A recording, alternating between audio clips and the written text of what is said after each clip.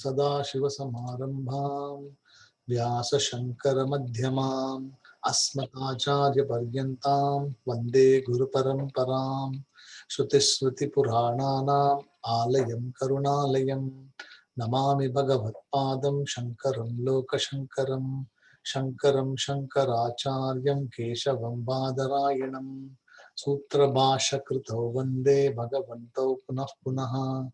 ओम सहना भवतु सहनौ भुनक्तु सह वीर्यं करवावहै तेजस्विनावधीतमस्तु मा विद्विषावहै। ओम शांति शांति शांति। So namaste to all of you. Welcome to this new class, a new beginning for this Hastamalaka Geetam. So traditionally, it's Hastamalaka Stotram, Hastamalakiya, Hastamalaka Geetam. So there are different people say different things. So because this text actually is a very small text, and it is one of the Prakarana Grantaha. So Prakaranam means it's a small treatise, small extract from the essence of the Upanishad. So the message of the Upanishad is extracted, condensed, and some aspect of that is given at an overall level. So the study of the Prakarana Grantha is fundamental before. Sometimes we do maybe 4 or 5 before we get into the actual text, because each text has got some aspects, something it covers. And this particular text occupies a very important place in the Vedantic structure. So this Hastamalaka was a name given by the Acharya to him. Nobody knows what his name was. So because the father and the mother the father was a very rich person of this child, and he was a well-known scholar also in this village. And after many years of tapas and meditation, visiting so many temples, they were blessed with this child.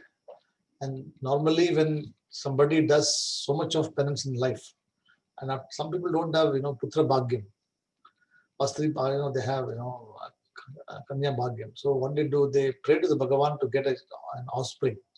So once they get it, then they expect the child to be good and something who can spread the fame of the person. Right? So every father and mother like the same thing, and this father also had the same expectation from this child. But somehow from the day he was born till he was 7, they did Upanayanam for him, which is the thread ceremony. So Upanayanam is the entry point for a person to study Vedanta or to study the Vedas in a structured manner. So you're eligible to study Vedanta with a guru after going to the Gurukul. So he was also done Upanayanam, and they thought that sometimes when the boys are very, very naughty, he was very naughty from the beginning itself, playing around, not eating food on time, not combing their hair, not worried about anything at all. He was very lazy and idling around the house all the time, not going to school, not studying Vedanta, not studying, nothing was being done there, no praying, nothing. The father was a devout Pandit. So, which you can see also in today's environment also. Like our own kids, despite so much of studies, they are in different environment. They have different lifestyle. None of those things will stick to the person also. So I'm talking including my children also, not only you, including my own children in the same status.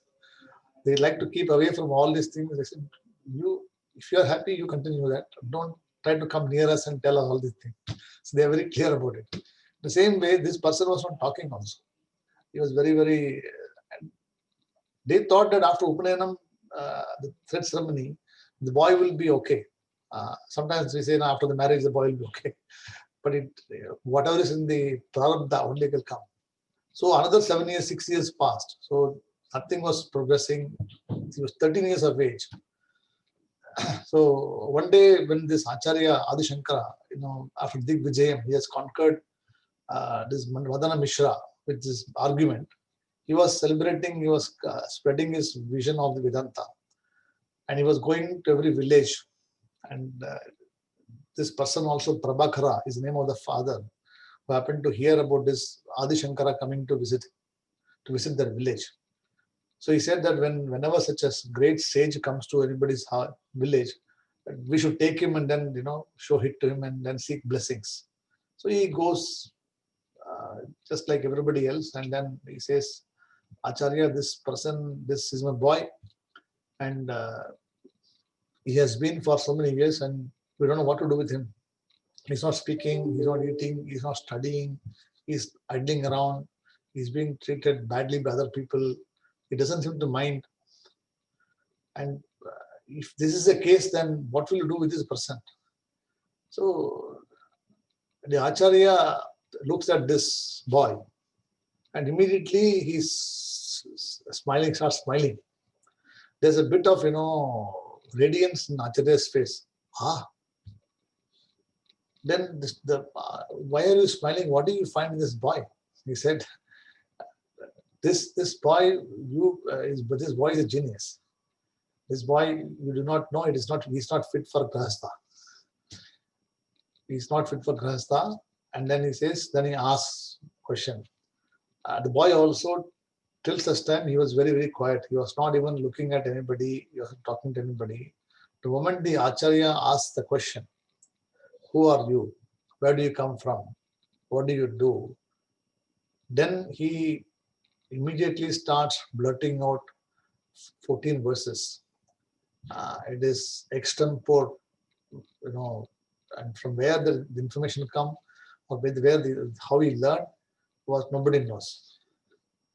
Just like Totakacharya was one of the acharyas who was in Totakashtakam is there. He was a guy, he was a dhobi. He was a person who was cleaning everybody's clothes. But he could hear the acharya talking and he could hear it. So here also there's some Purva Karma is there. This person was already a wise person, and he was waiting for the Guru to come in front of him for the knowledge to come to arise. So this particular recital by the Acharya, by the person, is called Hastamalakam. So the word Hastam means palm. Hastaha means palm. And Amalakam means the gooseberry. So gooseberry is called Amalaka. So Amla, I think people call Amla, right? Amla is the Nellikai in Tamil we call. So Amalakam is a name, Sanskrit name for Amla. Right. Nellikai is a Tamil word. So Amalakam means the person who has gooseberry, and the person who had got gooseberry in his hand. Why Amalakam is talked about and why not other things? Because you can't hold an apple in your hand and close it. You cannot hold a pumpkin in your hand and close it. You cannot hold any other fruit, which is even a grape also we shall crush. But Amalakam is, if you look at the palm of the hand, it is actually a hollow, right? And if you place the Amalakam in the hollow, it will exactly sit, and it will not fall. It will actually be perfectly placed there. That's the first definition. That means the person who has got knowledge sitting there, which is not moving, is called first definition. The second definition of Hasta Amalakam is the Amalakam itself is made of concentric circles. You'll see some shapes there. It is not a very straightforward fruit. There will be stripes. There will be stripes inside. And the stripes indicate the universe. The universe has got different sections, different parts of the universe. So the person who had the entire universe in his hand without knowing he had it. So that is the second definition of Hasta Malakam. So when the Acharya saw this boy, he already had decided that this person will be called Hasta Malaka Acharya. Why Acharya was given? Because he was one of the first acharyas to be the the person who founded the Dwaraka Pitam. So Dwaraka Pitam is one of the matams, the foremost matams. So in Dwaraka Pitam, he was the one who founded this. Later on, he went to Kerala. He formed another ashram called Idayil. So there's another place called Idayil in Kerala where he formed another matam. So he is one of the foremost acharyas.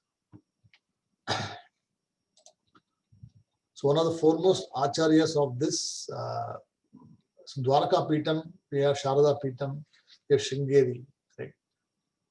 So, and then we have one in Joshi Mat also. So there are 4 matams are there. Shankara Matam is not actually officially a matam by the Acharya. Shankara Matam is actually one of the matams formed later on by one of the disciples of Adi Shankara. So these are the 4 Acharyas who are there. So that's why this Hasta Malakam takes a very important place in the Vedantic structure. So in the last, I sent you the text already. So the background to the story is there are 2 people standing there. The father is standing there. The boy is standing next to him. The Acharya Adi Shankara is standing in front of him. There's a conversation going on.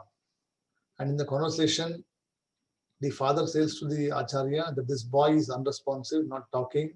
There's something wrong with this boy. Please bless him so that he is able to enjoy a normal life of a boy. The Acharya looks at the boy and the father, and he has got a very sly look and he laughs.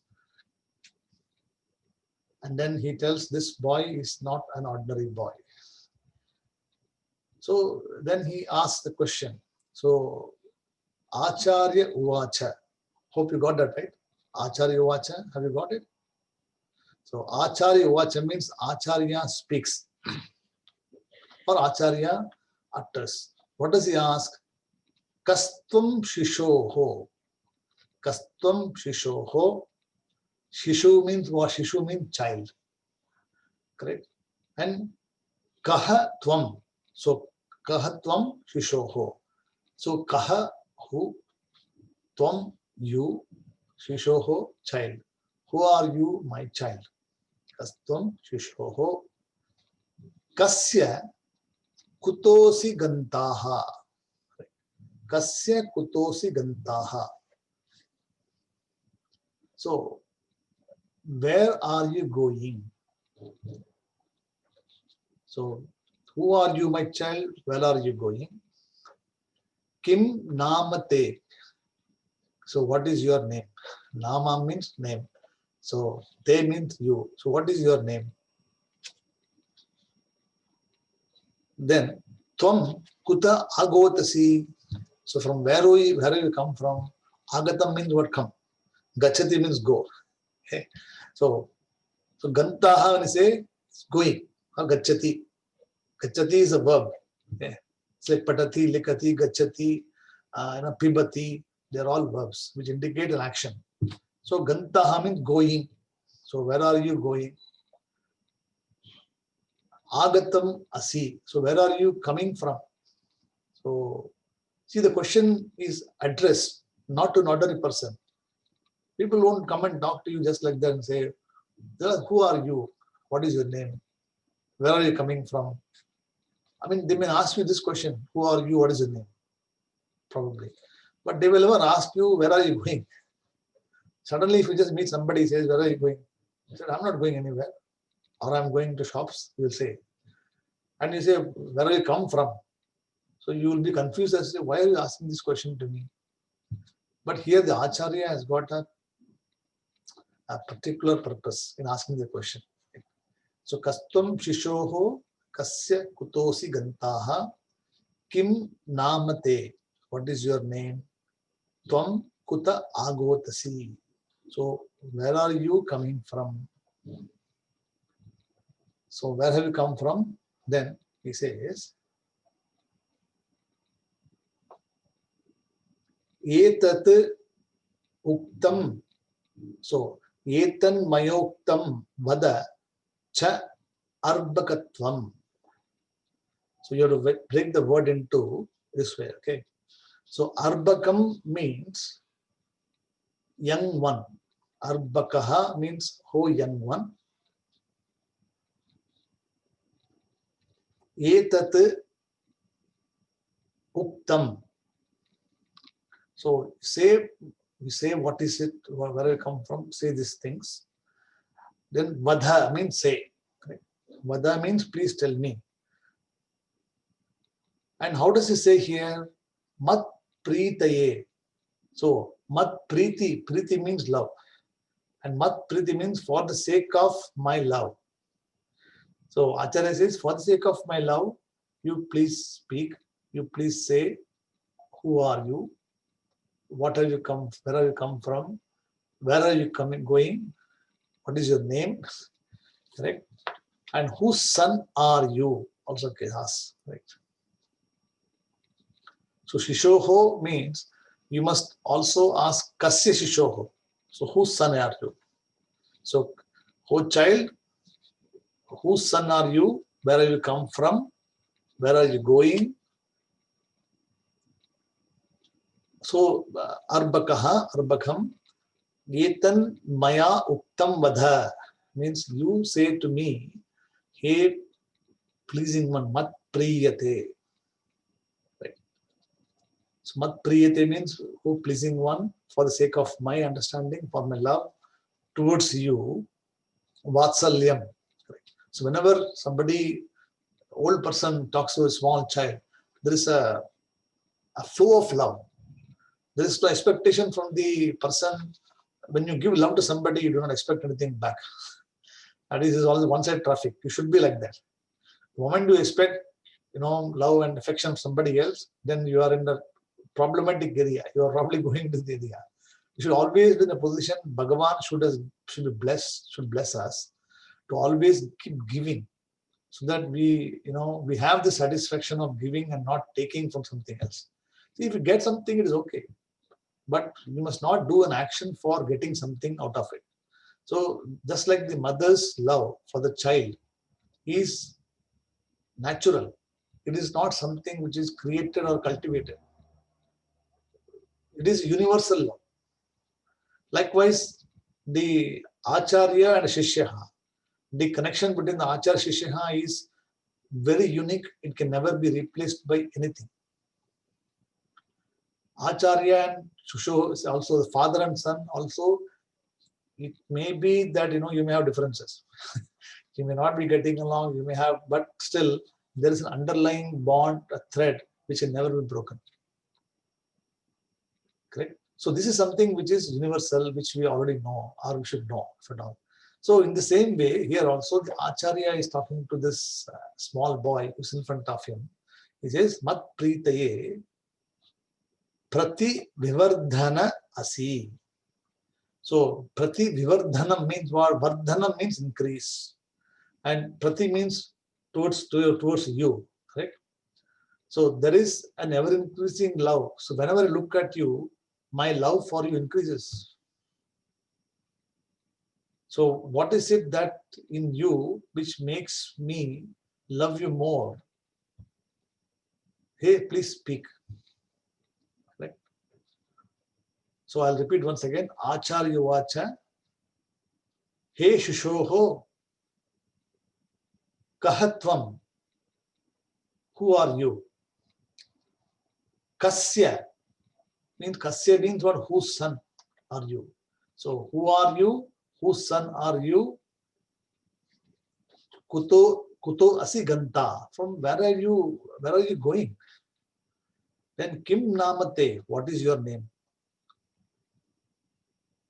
Kuta agotasi. Where are you come from? Are you coming from somewhere? Where are you come from? Uktam etat. So you please say to me, Uktam, in this way, answer my questions. Mat priyate vadha cha. So mat priyate means what? Hey, loved one, or the one whom I love, affection is there. Mat priyate vadha means say. Satyam vada dharmam chara. So vadha means say. Satyam vada means what? Say the truth. So vadha. Arbakaha tvam. Arbaka means what? Who young man. See, he's not a child. Shishoho means what? A small child. But the Acharya is, he's 13 years of age boy. He cannot call him a child anymore. Because 13-year-old boy is in the cusp of neither a child nor an adult. He is actually in between stages. That's why he calls him as Arbakaha, young one. Arbakaha Prati Vivardanaha Asi. So sorry, Preeti. Preeti Vivardanaha Asi. So Preeti means love. And Vivardhanam means increasing. So that love which is increasing, whenever I look at you, my love for you increases. So I don't know what is it that you have. Acharya already knows, but it is for the father who is actually sitting. Father and mother is there. So for the father and mother, they say that this person has not spoken for 13 years. He has not done anything. Yes, he doesn't even know whether they exist or not. Such are the concerns. So for the satisfaction of the father and mother, and for the people who are watching in the nearby areas, who are watching this Acharya talk to him, he addresses this question. Now the response from the person, from the Balakaha, is what we should see. So this actually is the summary of what he talks about at the highest level. This is what we should contemplate on. This is what we should arrive at. But this person has already arrived at the truth before long ago. That means he has been dormant in knowledge for many years without knowing that he had knowledge. Like all of us has got knowledge. See, all of us are not ignorant. We are ignorant, knowing, without knowing we are ignorant. Right? That's the beauty of it. So, but once, see, all of us have got knowledge. Everybody has got knowledge, but the knowledge is covered by ignorance. So for the ignorance to be removed, one has to just rediscover that knowledge which is there. So when it rediscover anything, the ignorance just goes away. So here also when the Acharya comes, the Guru's blessing is the one which is in the form of the removal of the Ajnana, or the knowledge which is covered in completely is just unfolded immediately. It just comes to him. So this is Guru Kripa, I can say. Guru Kratacham, Guru Kripa is very important. One of the grace of the Guru is very important. As long as you have the grace of the Guru, you do not have to worry about anything in this universe. Anything. Because you should be always in the shadow of the Guru. Very important. Why? No, I can be alone. See, it is always, see, a son lives under the shadow of the father for some time. Correct. The child also lives, the wife also lives under the shadow of the father first. Then she lives under the shadow of the husband. The husband is not there, then she lives under the shadow of the son, of a son. Then the brother. So she's always protected till the end of the lifestyle. Till she passes away, there's always somebody there looking after her. So very important. Also in Vedantic study, one has to have a guru.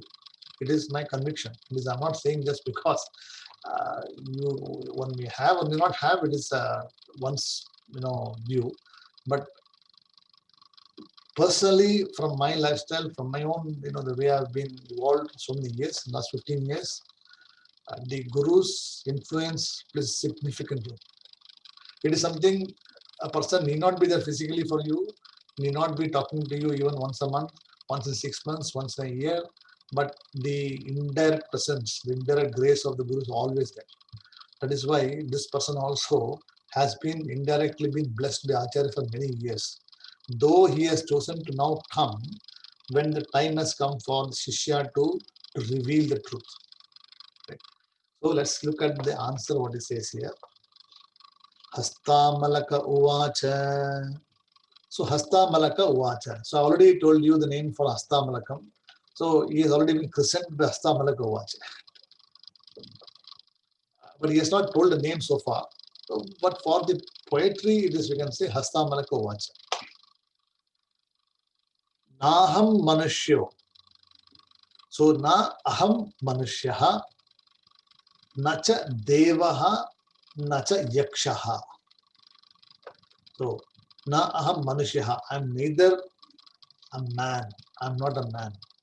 This is the view of a 13-year-old boy. So you can imagine how much knowledge you would have already had. So, na aham manushyaha, nacha devaha. I'm not also celestial. I'm not even a god. Na yakshaha. Yakshaha means what? Semi-celestial, or a god who has got an upadhi, a semi-celestial god. You can say like Indra or Agni or Vayu, etc., are called celestial beings. Ashwini Kumaras, they are called celestial beings. So I am neither a celestial being, neither a god, nor a human being. So na aham manushyo, na cha deva yakshoho, na brahmanaha. I am neither a brahmana. So brahmanaha, kshatriyaha, vaishyaha, shudraha. So I am neither a brahmana, I do not belong to any varna. So varnashramam, we have 4 varnas are there.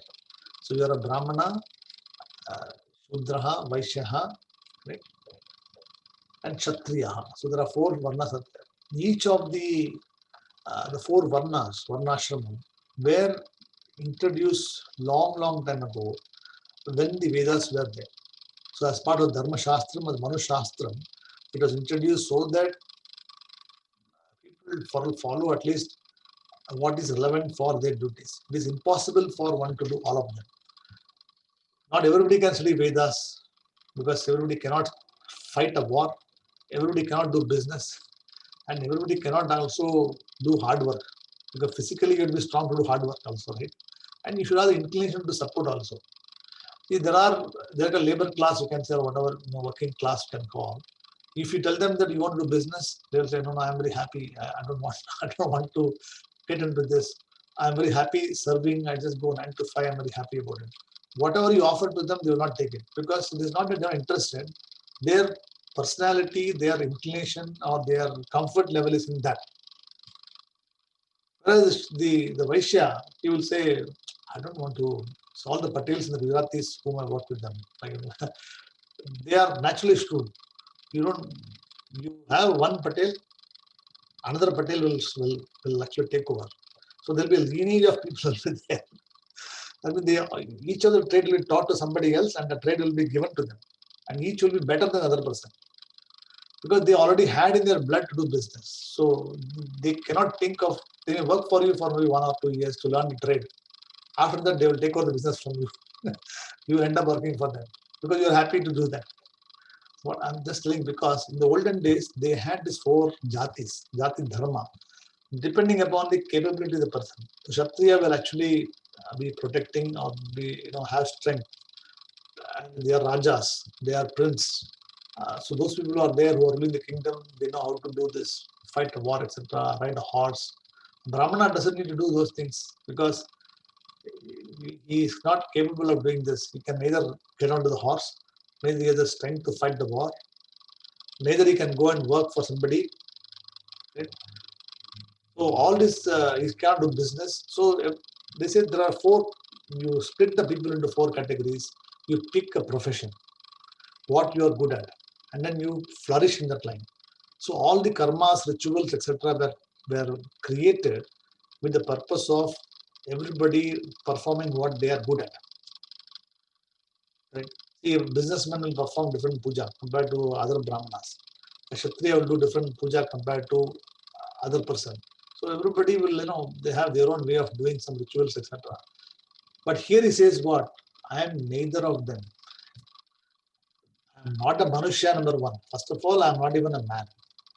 So when I say man means it's Manushya means it's common. I'm not a human being at all. Then he says, I'm not a Deva, I'm not even a god. So if at all you have an opinion, I'm a god, I'm not even a god. I'm not even a celestial being. Right? Nacha yakshaha. Then na brahmanaha, Shudraha, Vaishyaha, Kshatriyaha. I'm not even any of this. I don't belong to any varnas. So varna also is removed. Automatically, when I say Manusha is not there, varna is gone. There's no varnashrama anymore there. But he says here that neither I am brahmachar, neither I am brahmanaha, kshatriyaha, na vaishyaha, na shudraha, na brahmachari. I'm not even a brahmachari. So the teacher, the father says he's a brahmachari because he's not married. He has got upanayana. He's supposed to do Veda Adhyayana. So brahmachari means what? Brahmachari, the one who follows Brahma, acharati the brahmachari. See, brahmachari means what? It's not a chari. It's not like in the Vaishnava, there's a chari there. So it's a surname for chari. Raghvachari. So it is not like that. Brahmachari means Brahma acharati iti brahmachari. The one who follows the path of Brahma, follows of Brahma Atma Jnana means brahmachari. So he is supposed to be following the celibacy, like not involving himself in other conducts, keeping all his indriyams in control, studying Vedanta, serving the Guru, learning. This is his job. He may play also like other boys, but his primary focus is to be brahmacharyam, brahma acharyam, follow this. Brahmachari. I am neither a brahmachari. He says, I am not even a brahmachari. Yes. Then, na grihi. I am not even a householder. So, if at all you think that I may get married, I will not get married. I am not a householder also. So, I don't belong to any house also. So, grahastha. Na grihi means, griham means house. So, grihi means the resider in the house called grihi. Then, vanastaha. So vanam means forest, and vanastaha means the one who lives in the forest. So I am not even a forest dweller. See, vanaprastham is one of the stages. See, brahmacharyam, then you have grahasthashrama, vanaprastham, then sannyasashrama. So there are 4 ashramas are there. So I am neither a grahasthashrama, I don't belong to grahasthashrama, neither I belong to any the brahmachari ashrama, I don't belong to that. I don't even belong to vanaprastha. I don't even belong to any forest dwellers. See, in the olden days, our entire life, 100 years. See, dhanyam, dhanam, pashum, bahuputrabam, shatam, sambatsaram, dirgamayuhu. So, shatam, sambatsaram. Shatam means 100. So, why does the Acharya says shatam, dirgam ayuhu? Means, may you live for 100, dirgam ayuhu, long live for 100 years. 100 years were easily possible in the years before. It was possible. My grandmother was 102, she passed away. My other great grandmother was 104, she passed away. So all these people were there for long, long years. 100 was easily possible because your lifestyle was like this. You were pretty independent. You were not, no technology, no phone, nothing was there. So you had to do everything yourself, and you had a very, particular lifestyle, very important. Right? The current generation cannot live. We cannot guarantee that we will live in 70 or 80 also. If we survive, more than happy. Correct? In the current environment. So, in the olden days, the Brahmana used to bless you for 100 years. The 100 is divided into 4 parts. Right? Chatushpadaha. First 25 years is called Brahmacharya. So, first 25 years, you actually follow Brahmacharya. You remain celibate. And then you pursue only study Vedanta. So pursue Vedam, Adhyanam, serving the Guru, all those things. Then after you have studied all Dharma Shastram, etc., you know how to lead the life, because this person, after studying Shastram well, Manu Shastram, Dharma Shastram, etc., he knows how to lead the life properly, dharmic way of life. So his lifestyle is governed by Vedas, by Dharmas. So when he goes into the Grahastha Ashrama, he follows the Dharma one is supposed to follow. So he will never deviate from Dharma. So the Karma Yoga philosophy starts from there. So he's a Karma Yogi, he understands Veda, and he becomes a Karma Yogi till 50 years of age. So he does Karma Yoga. So he becomes 50 years of age. So when you're 50 years of age, you're supposed to be relinquishing all the duties. See, the olden days, when the girl used to get married very young age also, 19, 20 years they get married. The boy will be 23, 24. So by the time you're 50, you'll be already a grandmother or a grandfather. Already be there. So at that time, the duty was already over. The daughter got married, the duties were over, 50 years of age, you leave the duties. You say, okay, now I've done everything whatever for you. I got you married. I settled everything. Now you run your life. This is your life now. It is not my life. So the husband and wife, they now decide to leave the Grahastha Ashrama. So Grahastha Ashrama means they leave or they continue to live there. Their children go and live separately. They don't live together. They both follow the lifestyle of Dharma. That means they both become friends. They are no longer husband and wife. They do not get involved in other activities. They now pursue Dharma together, follow Shastram together, and their only goal is to achieve Brahma Jnana. So from 50 years onwards till 75 years of age, a person follows Grahastha Ashrama. So in the olden days, they used to leave the house. They used to go to the forest. That's why Vanastaha. See, the word Vanastaha comes here because in the Vanam means they go to the forest and they will continue to do the karmas there, but it's only for them, not for everybody else. They just for themselves, they will cook what is available and they will eat and they will live a very simple life without all the luxuries of life. This is what says Shastra.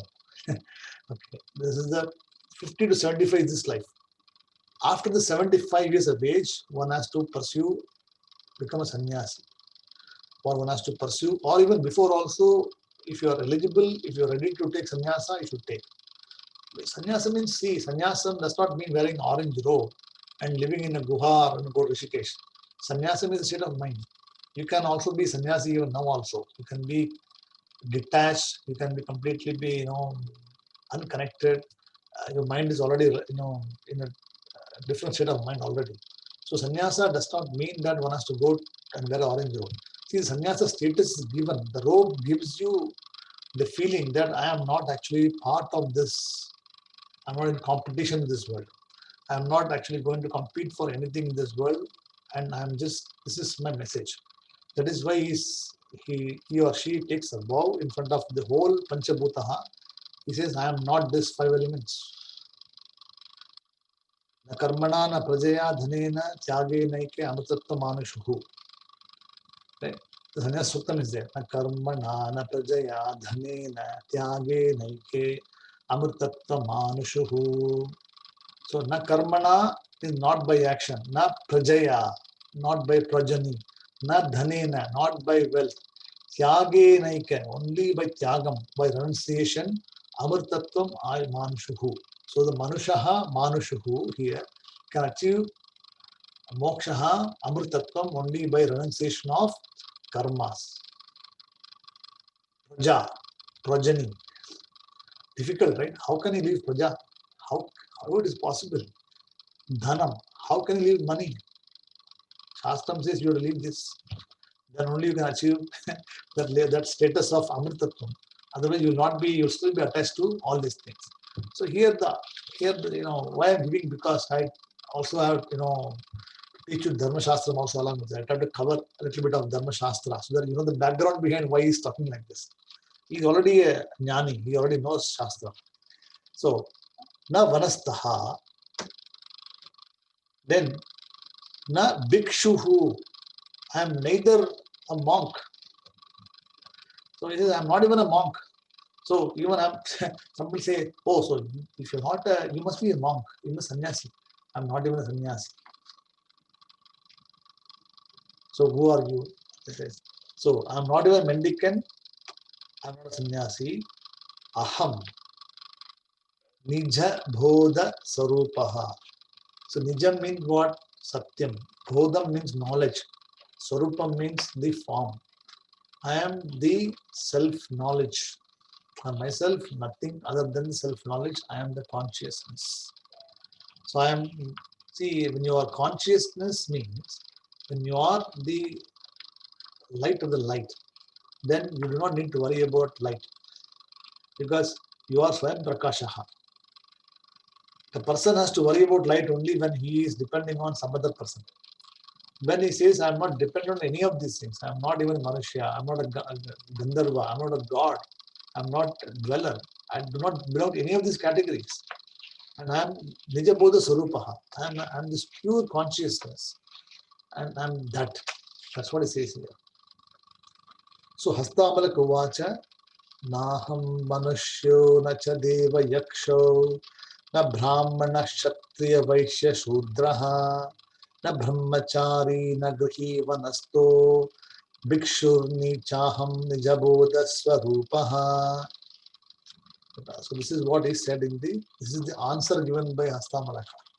So you can imagine, like, when some teacher asks you, who are you? You say, Aham Brahmasmi. So the teacher normally either the teacher should know that you know the knowledge, or you are just blabbering. But here he gives very example very clearly, and he goes on to elaborate more.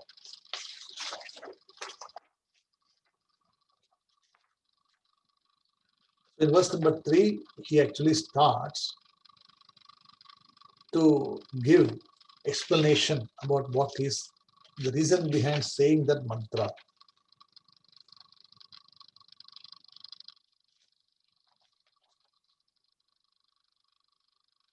Actually, there's another verse which actually is said by the Acharya. It is not in this book, in the text I sent you. When the Hastamalakam says this particular verse, na Manushya na Gandharvaha na Yakshaha, Adi Shankara also replies to this Shishu, this child, with this verse. It is not there. I'll just give you. See, na bhumi na toyam. Na bhumi na toyam. Bhumi means what? Earth. Na bhumihi. Na toyam, water. See, toyam means water. Okay. Na bhumihi, na toyam, na tejaha, na vayuhu. So, I am not the bhumi, I am not the fire, I am not the water, I am not the air. So, I am neither the air. So, this is the answer given by Acharya to Hastamalaka, because he says that, oh, I am not this, I am not this, I am not this. Then the Acharya what he says, oh, you are not included these things. So, I am also not this. So he says, what? I am neither bhumi, I am neither the water, na bhumi, na toyam, na tejaha, na vayuhu, na kham. See, na kham, kham means space. So if you want, I can write down. So write na bhumihi. So bhumihi means earth. So I am not the earth. Then na toyam. This is not the water. Then na tejaha. So tejas, brilliance, is coming from Agnihi. Na tejaha, na vayuhu. So I am not even the air. So air,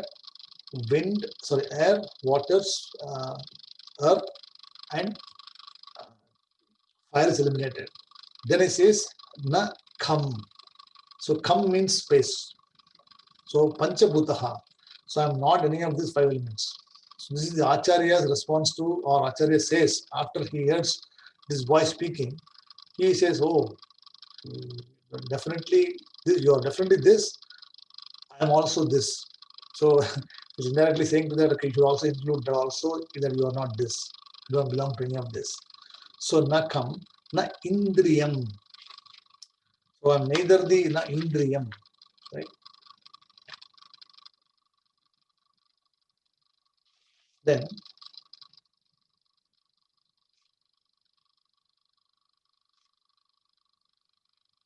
so na indriyam vana tesham samuha. Samuham means what? I am the conglomeration, I am the collection of all these things. So I'm individual, all of them, nor am a collection of any of them. So I don't belong to any of these categories, nor a combination of any of these also. Right?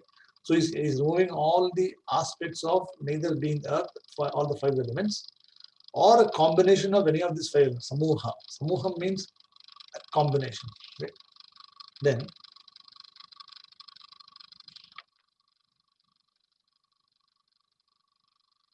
it says Aneka Antikatva Shushuptayeka Siddhaha. See, he says what Shushupti means what? Sleep. Shushupti means a deep sleep state. So we have waking state, dream state, and deep sleep state, correct? Three states. So I am neither present in the waking state, I am not present in the dream state, nor in the deep sleep state. It means what? I am present not as the upadhi. They say I am present there, but I'm only present as the manifesting medium only. But consciousness, I'm always present. So who is saying? I'm saying I'm Shivaha Kevala Aham. I am Shivaha. So he says I am Shivaha means what? I am consciousness. Shivam here means consciousness. Kevalam Aham. I am only consciousness. I am not any of these elements. I am not present as a combination of any of these five elements. I am neither present or available for experience in the waking state, deep sleep state, nor also in dream state. But I am different from all the three states of experience.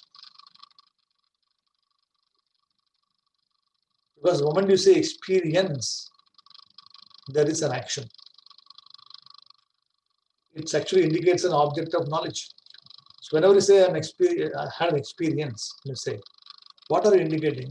We are indicating an object of knowledge, something you had experienced, or something you undergone. Correct? So you can describe the experience. You can say, I went here, I had a good movie, I enjoyed, or I said I had a very bad dream. I had a very good sleep. Also, you say this. All these are experiences, and this experience itself is mistaken for something called miracle.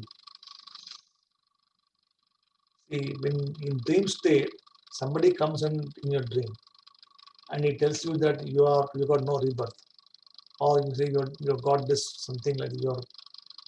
It is actually your own thought process. See that your thinking process is so hard that you have been thinking that you need to have this, you need to get this done, and it's you're constantly reading, constantly in connection with the same subject about that. Then it becomes a constant nididhyasana. Just like when you say, I am Atma, the consciousness, what happens? 24/7, you are always Atma consciousness, correct? You do not think of anything else. But if you say that, I need an experience of this sort, some Shakti I need, then you meditate on that. You will get the Shakti. But the Shakti also is an experience. It's actually only time bound. It says here, I am neither time bound because all this waking state is time bound. Dream state is time bound. Deep sleep state also time bound, correct? You cannot be in deep state forever. You cannot also be in dream state forever. So all these are time bound. So I am neither of these things.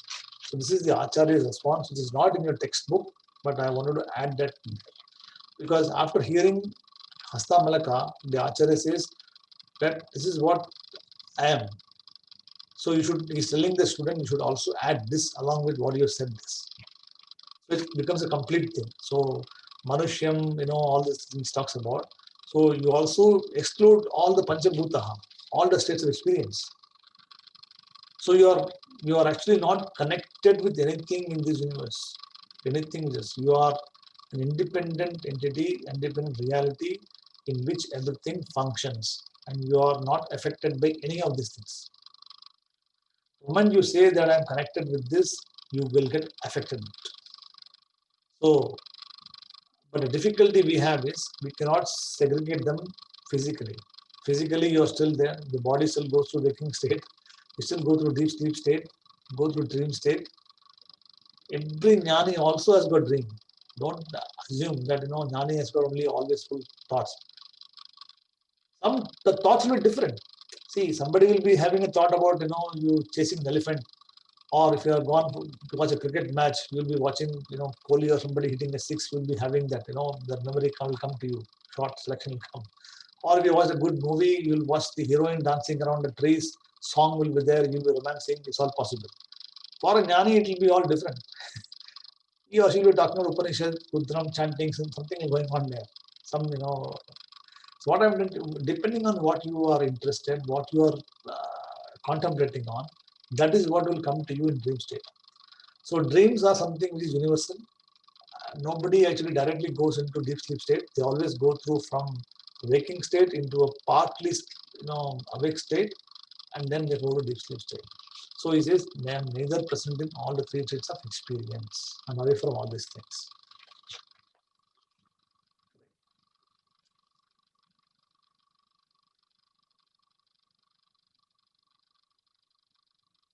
Then, in the next verse, verse number 3,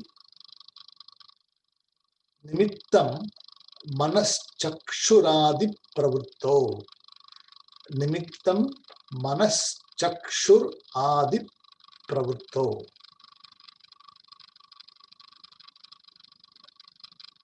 Nirasta Kilo Upadi Akasha Kalpaha.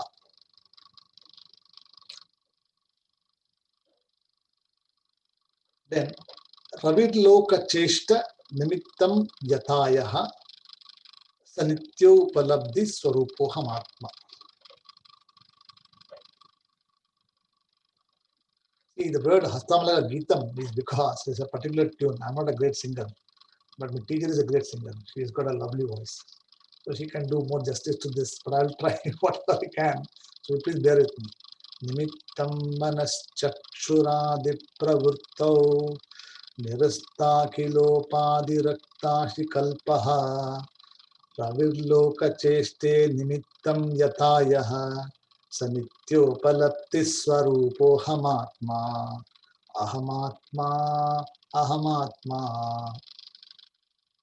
This is the way it is called tune. This is how he sings. So first is Nimittam Manaha. So you break the words. Nimittam Manaha Chakshuhu Adi Pravrittau. So Nimitta means what is the cause? Nimitta Karanam Upadana Karanam. Correct. So cause and the effect. So Nimitta means the cause.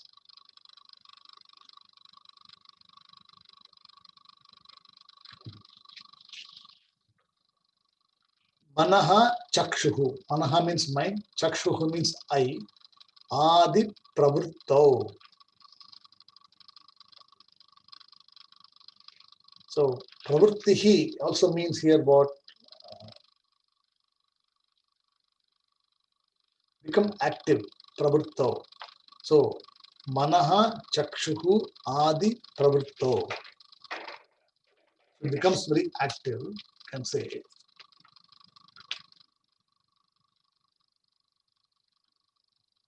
Then Nirasta Akilo Upadhi. Right? So Nirasta Akilo Upadhi. So you can say Manaha Chakshuhu Adi Pravritto Nimittam. So the one who is the cause, Nimittam means who is the cause for this Manaha, this mind. Chakshuhu means eyes. So you use the first one there. Nimittam Manas Chakshur Adi Pravritto. So you should write like this. Yaha Manaha means this Manaha Chakshuhu Adi etc. Pravritto iti Nimittam. So Pravritti means activities or they become active. So they become active and also Nirasta Akhila Upadhi. So Nirasta Akhila Upadhi, next one. So Nimittam Manas Chakshur Adi Pravrittau means the eyes, the mind, etc. He doesn't talk about other things. We should include ears, tvak, vak. We should include all the panchabhutaha, the pancha different karma indriyas. Karma pancha jnana indriyas, pranaha, etc. You should include. Include all of them. Adi means what, etc. So he says, I don't want to elaborate Adi. You add, etc. They all become active. They all become active, and who is the cause for it is being explained here. Right? Then, Akhila Upadihi Nirastaha. So, Nirasta Akhila Upadihi Akasha Kalpaha. So, even the space, Akasha means space, just as space also, space Manaha, Buddhi, Ahankaraha, Chakshu, Adi, Pravritto, Nimittam. Not all these things which are there, they become active due to a particular cause. There's a reason behind this, or there is a person, or there's some reason behind this getting active, right? Or becoming activities or doing activities. Likewise, Akashaha Akhila Upadi. So Akasha means what? The space, right?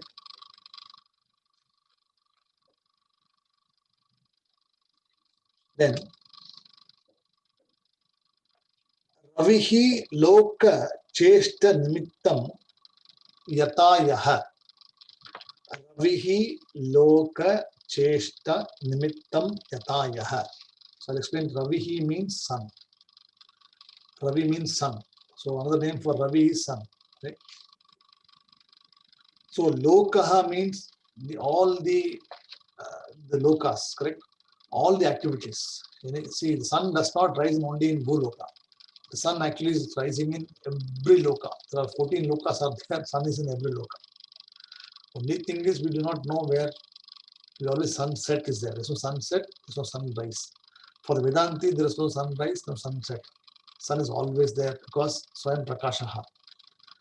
So Ravihi Loka Cheshta. See, Loka means all the world, all the world. Cheshtaha means the cause. Right? And Nimittam. So Cheshtaha, Nimittam, the sun is the one who is responsible for all the activities. It is correct because if the sun is not there, do you think that you will get up in the morning? The sun, if is not there, you will not wake up because the sun is the one which gives energy. Whether you like it or not, you don't know it or not, but sun, we are connected to the sun in every aspect. See, in the Chandogya Upanishad, there is a discussion between a king and one rishi. The rishi actually is a very, very well acknowledged jnani. And the rishi says that I know everything. Then the son learns from the rishi, and the son says, the father says, I taught you everything what I required. Now you are free. You can go and teach in the world. You can be free. So he goes now to the court of this king. And in the king, in the olden days, whenever any scholar goes, they will always ask him to say something. Some question will be asked, something they will say, and they will take all the the gold ornaments, etc. Whatever they give, they will come back. He's also asked a question. So the king asks, so who are you? He says, I am so and so person. I'm a student of this person. I'm a father. My father is here. He's the one taught me everything. So you say you know everything. He says, yes, my father has taught me everything I need to know, and I know everything. So he says, answer me this question. After death, where do you go? He asks the question. And do you know the cause of the death? And after the death, where you go? What happens to you? This has not been taught to me by my father. He says, then you not learned anything correctly. Then that means something is missing there. So he is furious. He goes to his father and says, look, you cheated me. You didn't tell me everything. I went and got humbled there. People are talking about me and I got misled. Father says, I myself don't know the answer, son. I would taught you. Because this particular philosophy or this particular thing is called, Dahara Vidya, or it's called, is being taught only to the Kshatriyas. The Kshatriya only knows this truth. Even the Brahmana does not know the truth. Because it is a tradition, it is a knowledge given by the Kshatriya to Kshatriyas. So the father now goes to his son and asks that you insult my son and I need to know this. He says, you stay with me for 6 months, I'll teach you. So the rishi stays in the king's ashram for 6 months, and then eventually he tells that you are connected to the sun. You come from the sun, you go to the sun only. But the sun rays, when you draw the sun, you got small rays which are there. The path is known to the person who departs, not to us. Only the preta, the person who leaves, he knows which path he should take.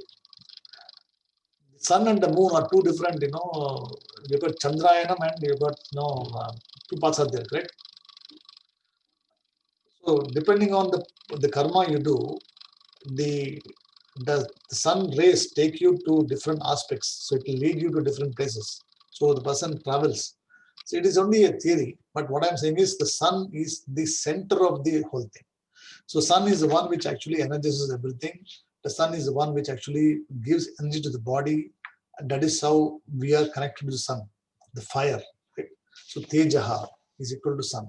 So Ravi Loka Cheshtaha Nimittam. The sun is the cause of all the worldly activities and he is the witness. Sun is a witness for everything. Right? Saha Nitya Upalabdaha. So Saha means, so I am that which is Nityam, always. Upalabdaha means what? Available. Upalabdha means available or ever existing. Right? Upalabdihi. And how is it? Swarupam. So I am the Swarupam. I am the nature of the consciousness. I am the nature of the sun, which is the illumining everything in the universe and which is the witness for every activities performed in this universe. I am that Swarupam. So sun need not be told that you are the sun. Sun is Swayam Prakashaha, self-illumining, correct? So it says, I am like the sun, which is self-illumining, which brings illumination to all the activities, which brings all the nimittam manas chakshur adi pravritto akhila upadihi akasha kalpaha. Just like the space is known, the space also gets illumined by the sun, so also other aspects of the body, etc. I am that sun, which is of the nature of Nityam. Right? So Nityaha, Upalabdihi, ever existing, and how Swarupam Aham Atma. So I am the Atma and my Swarupam is consciousness. So this is the first teaching is giving, where he's saying that the sun is the epicenter of everything. The sun is equal to consciousness. It's the nearest because sun is actually Swayam Prakashaha. There is no other sun required or no other light required to tell the sun that you are the sun. Correct. And sun does not do an action called illumining. Illumining is his swabhavaha. Sun's nature is to illumine. It is his natural thing. It doesn't need to be told that you are the sun. You should illumine. Correct. Same way, Atma need not be told that you are the Atma. Atma is Swayam Prakashaha. That is why he compares himself to the sun. He says, I am like the sun, which is the cause of everything in the universe, which is the cause of all the activities in the Manaha, Chakshuhu, Adi. Means what? Buddhi, Ahankaraha, Jnana Indriyas, Pancha Pranaha, everything. Just as these function, just as the other elements function, the sun is the epicenter of everything, is the cause of everything, and it is the witness. The sun does not do anything by itself. It just illumines. It just brings light. In the wake of the light of the thing, you see all the objects. Right? Sun does not do an action. So I say that's why I am always present. Nityam. Upalabdihi. I am ever existent. And I am Swarupam Atma. My Atma is my Swarupam. My true nature is consciousness. Is it clear? So you can imagine, like, definitely he could have been, he's an Acharya for Dwarka Peetham. He definitely can be an Acharya. So the essence is, he gives elaborate explanation. We'll just go through all of them. You'll understand it better. And it is a stepping stone for understanding what consciousness is. But when you go to other topics, these small things will help you assimilate things better. Suddenly, if I tell consciousness, you will say, what is consciousness? So you must say, consciousness in this example is equal to sun. Sun is what? Swayam Prakashaha, self-illumining. Nitya Upalabdhi, always available. Sun does not go anywhere. He is always available there. Even at night also sun is there. In the wake of the sun only, moonlight is reflected. In the wake of the sun only stars are seen. Sun never rises, sun never sets. So Nityam Upalabdhi Swarupam Atma. So he says, I am that. So first you should first equate yourself with the sun. Then later on it dismisses sun also, later on. Later on also eliminates the sun being the one which is illuminating because of consciousness. Because when you wake up in the morning, you are the knower. When you wake up, only sun wakes up after you. The sun does not wake up before you, correct? Only when you wake up, the sun is there for recognition. So who comes first? You. Na tatro suryo bhati na chandra tarakam nema vidyutho bhanti kutoya magnihi tameva bhantam anubhati sarvam tasya basa sarvam idham vibhati. So tameva bhantam anubhati sarvam. I shine, therefore everything shines.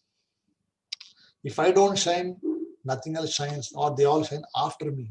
So I am the consciousness, sun is after me. So sun also is later on negated, saying that I am myself consciousness. But here he first starts with introduction, saying that this is what it is. Sun is responsible for all activities, and sun is available as Nityam, Swarupam, and I am that Atma. This is how he talks about. Is it clear? Any questions, any doubts? I think it's very simple.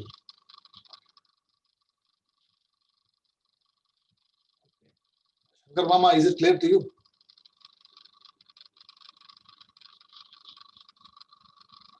Okay. So we will look at this. Shankar Mama, is it clear to you? All okay? Yes, sir. Very well. Okay. I hope you are enjoying this, right? This particular text. Better than anything else.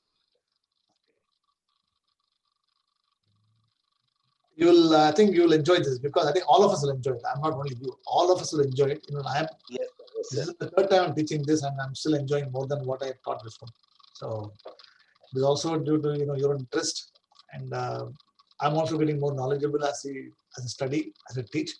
So we will look at the next verse, next class, where it talks about Agni, other things. So we will look at this. And tomorrow we have Sri Suktam class at 7:30. So for those people who want to attend the Sri Suktam class 7:30, you're more than welcome, where we teach chanting. To also teach the in-depth meaning of the word, each and every word of Sri Suktam. So 7:30 tomorrow evening. Om Purnamadav Purnamidam Purnat Purnamudachyate Purnasya Purnamadhaya Purnamevavamasishyate. Om Shanti Shanti Shanti Harihi Om Tatsat Shri Gurubhyo Namaha Harihi Om.